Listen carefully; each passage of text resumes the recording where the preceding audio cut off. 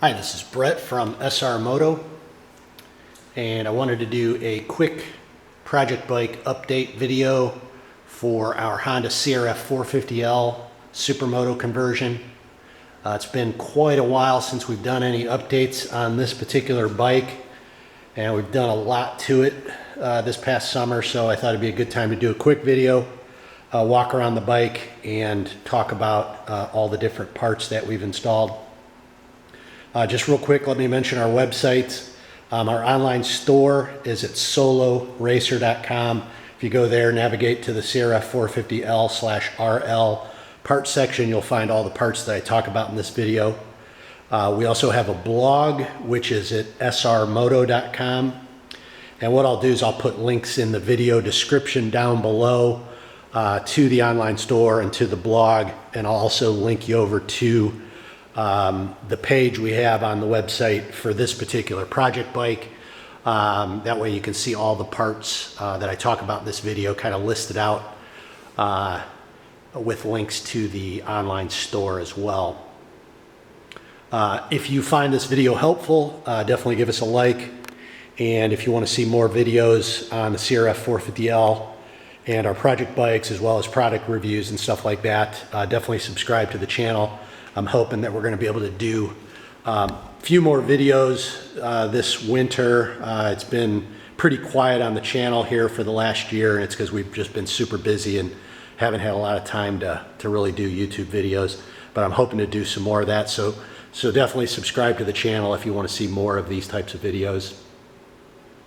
All the parts that I talk about in this video are going to fit a 2019 and up Honda CRF450L, and they'll also fit the 2021 and up CRF450RL, which is the new sort of renamed version of the L that Honda's done.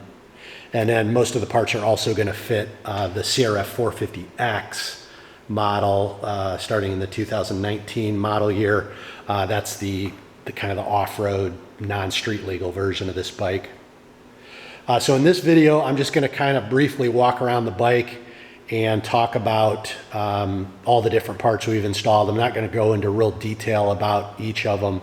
I'm hoping to do a more kind of in-depth video later, a longer format video where I kind of talk about a lot of the modifications and give my thoughts and opinions on them. But this is just going to be a quick walk around video. So what I'll do is I'll start out with sort of since this is a Supermoto conversion, I'll start out with the kind of the Supermoto specific parts, and I'll start out with the wheels. On this bike, we have installed Warp 9's forged tubeless wheels. I think in the last update video we did for this bike, we had the spoked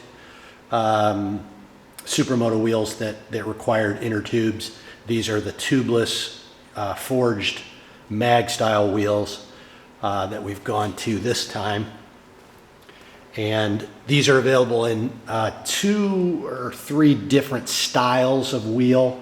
We're running the switch style wheel in black rims, black hubs, and we did the red valve stems. You can do obviously different color combinations when you order these off our website. You can get different color hubs, different color wheels and stuff like that. They're 17-inch by 3.5-inch front and 17 by 4.25 inch in the rear.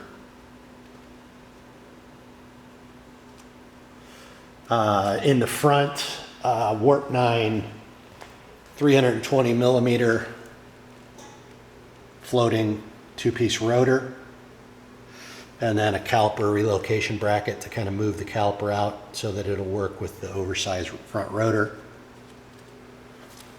And then they also include a rear brake rotor as part of the wheel set. You also, when you order these, get to choose rear sprocket size. We've done a 46 tooth on this bike, and we've got the stock front sprocket.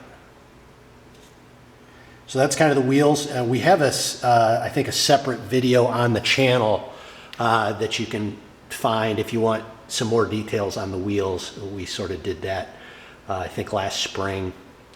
As for tires, Dunlop Q3 Pluses front and rear. In the rear, this is a 150/60 by 17. And in the front, 120/70 by 17. So that's the wheels and tires. And then we've also installed Warp 9 front and rear slider set. The rear sliders also are axle blocks as well. Those are available in red or black. We've done the red. We sell them as a set, so you get the rears, and then you get the front axle sliders as well. One other sort of Supermoto specific piece would be the foot pegs. We got rid of the stock foot pegs and replaced those with DRC Motard, or they also call them their Supermoto foot pegs, which are just a special kind of version of their wide foot peg that they make for dual sport bikes. They've kind of catered these to Supermotos, and the red plastic piece on the bottom is kind of a slider, that protects the foot pegs, and if you do contact the pavement with them, they'll kind of slide as opposed to dig into the pavement. Real nice. We use them on all of our Supermotos. So that's the DRC Motard foot pegs. And then another sort of Supermoto specific part would be the mirrors. We have this Supermoto street mirror package, which replaces, the stock kind of big ugly stock mirrors with these underbar clamp-on mirrors, which we use on all of our Supermotos. They look really good on the bike, because you can hardly see them. And functionally, they work great. I mean, the way they're mounted out by the controls, you can see right along your sides. You can see behind you to your sides, and they don't vibrate or anything. They work really good on not only the stock Renthal handlebars like we've got on this bike, but you can also use them on oversized handlebars as well. So that's our Supermoto street mirror package. Okay, so that's about it for the Supermoto conversion.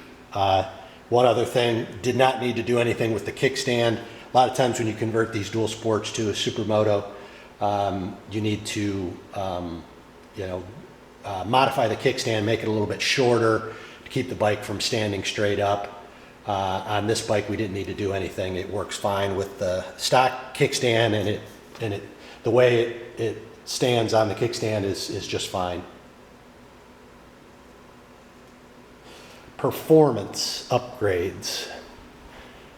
Okay, we did a Yoshimura RS4 full exhaust, and this is from a CRF450X, 2019 and up CRF450X.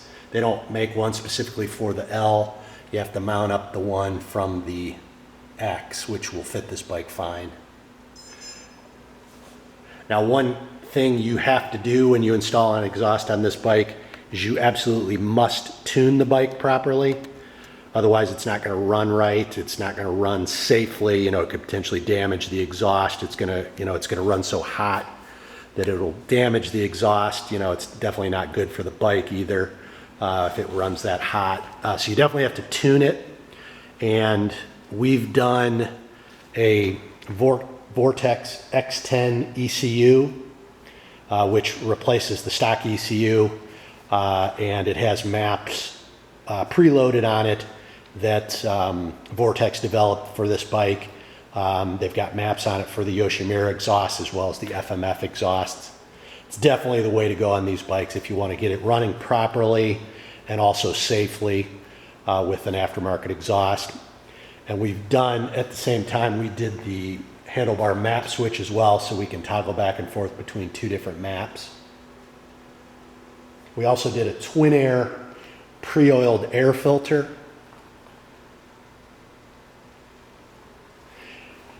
And then also I'll mention we did the Champion Adventures coolant outlet kit.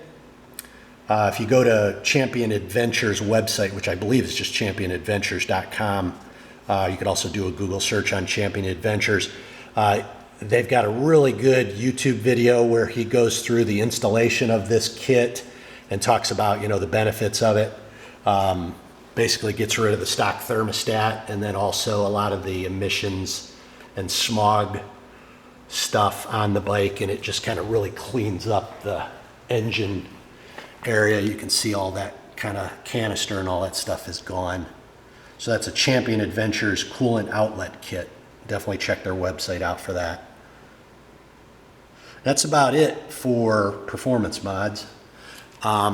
Next, I'll talk about the changes we made to the lighting and electrical system. I'll start at the rear. We replaced the stock tail light and license plate mount with this 12 O'Clock Labs integrated tail light and fender eliminator kit. And we've got a video on the channel that goes more in detail about this. So check that out if you get a chance. Basically what it is, you get a tail light, brake light, license plate light on the bottom. And then it's got a license plate mount.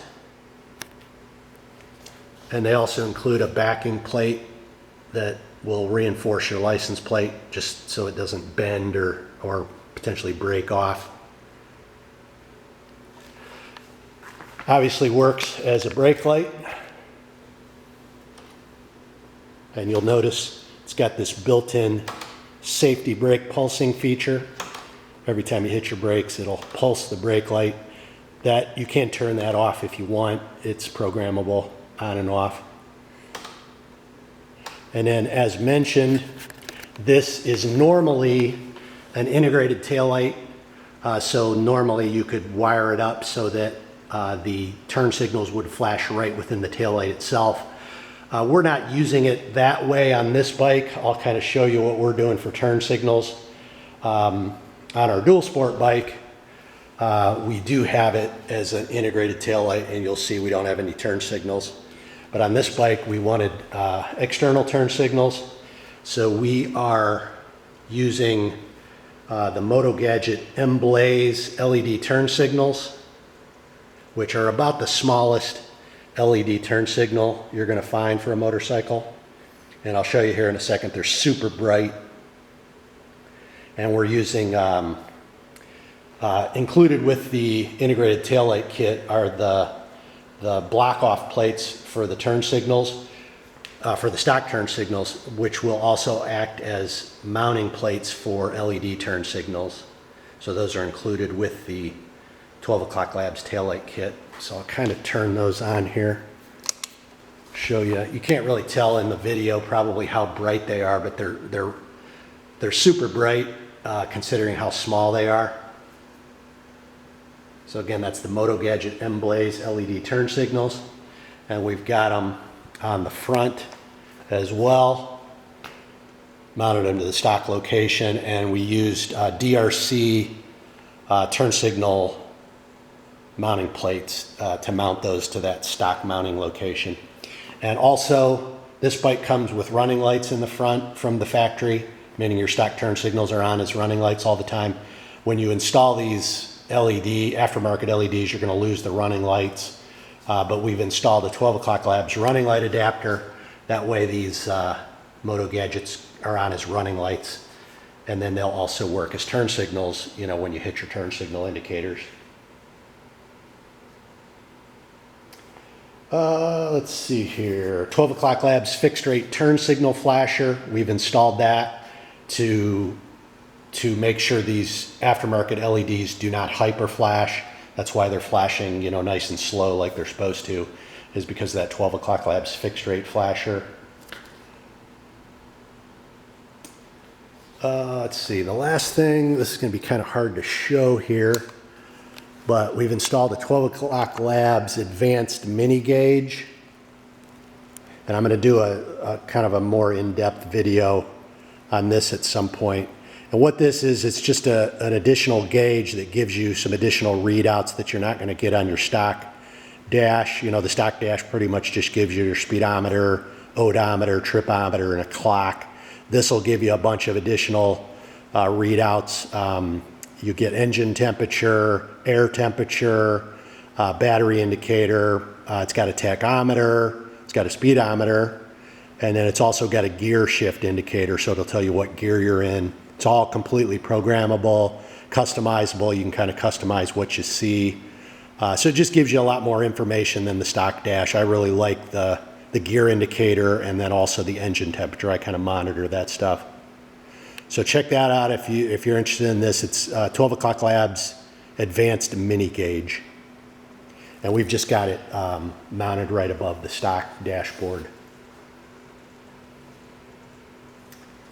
Okay, so let's see, handlebars, handguards, and controls. We are running the stock Renthals on the bike still. 7/8 inch stock Renthals.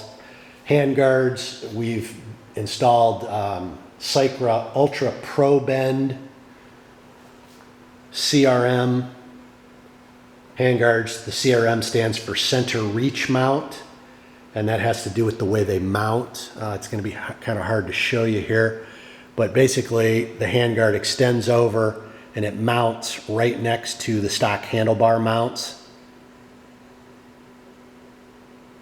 And these fit these bikes real well, real nice. I think it's the nicest of the Cycra handguards, and I like the look on this bike, the red, black, and white with a little bit of yellow. Looks good. They come with red plastic bumpers attached to the outer edge. The handguard itself is all black. So that's the Cycra Ultra Pro Bend CRM handguards.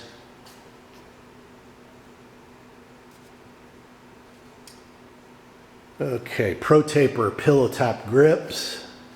That's what we run on pretty much all of our bikes. And then we've also done a G2 Tamer throttle tube, which is an aluminum throttle tube, has a removable end cap on it. That way you don't have to modify the throttle tube at all when you install handguards. The G2s also have built-in Delrin bushings to make them, rotate on the bars real smoothly. So check that out, G2 Tamer throttle tube. And I mentioned the Supermoto street mirror package that we've done. And since we got rid of the stock mirrors, we've done these mirror hole plugs in red. Get them in a couple different anodized colors. They get a pair of them and they basically thread into the stock mirror mounts. Seat concepts, comfort seat. That's what we've done on this bike. Red and black, standard height, super comfortable, lot more comfortable than the stock seat because it's inch and a half wider. So just a larger surface area to sit on. We don't so much carry this comfort seat anymore. We carry now the Comfort XL. That seemed to be what everybody's buying now, is the XL version of the seat, which is the same seat, it's just a little bit wider. It's like another inch wider, so it's going to be a little bit more comfortable for longer rides. So check that out, the Seat Concepts Comfort XL seat.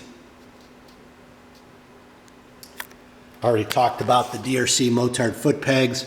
We've done a Zeta revolver folding shift lever, which is adjustable. And then hammerhead forged brake lever. IMS 3-gallon gas tank in black. Gives you another gallon of fuel. DRC radiator hose kit in red. Gives you all the radiator hoses. Just mostly for aesthetics. Just looks a lot better than the black hoses that come on the bike. Zeta clutch cable guide in red. Zeta heel guard, places that plastic piece that bolts to the top of the swing arm. Zeta 3D chain guide, DID chain in gold,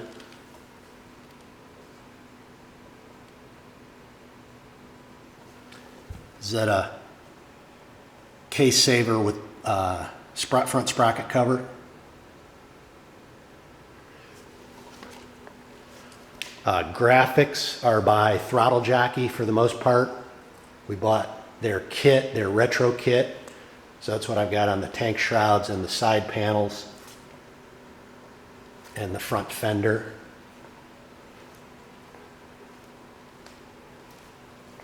And then the rear fender I sort of did myself with just various decals we had laying around. And I think that is about it for this bike. Oh, Warp 9 exhaust slider.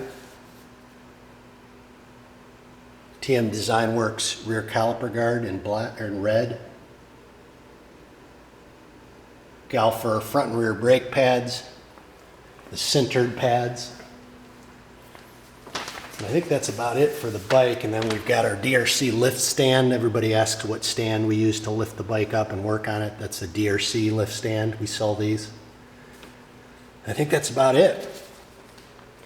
So again, I'll put links in the video description down below to the website and to this project bike page. Definitely like the channel if you found this video helpful. Subscribe if you want to see more videos about this particular bike as well as our dual sport project bike. And we're going to do some product reviews and stuff like that. If you have any questions, shoot us an email. I think that's it. Again, it's Brett from SRmoto and our Honda CRF450L Supermoto project bike. Thanks for watching.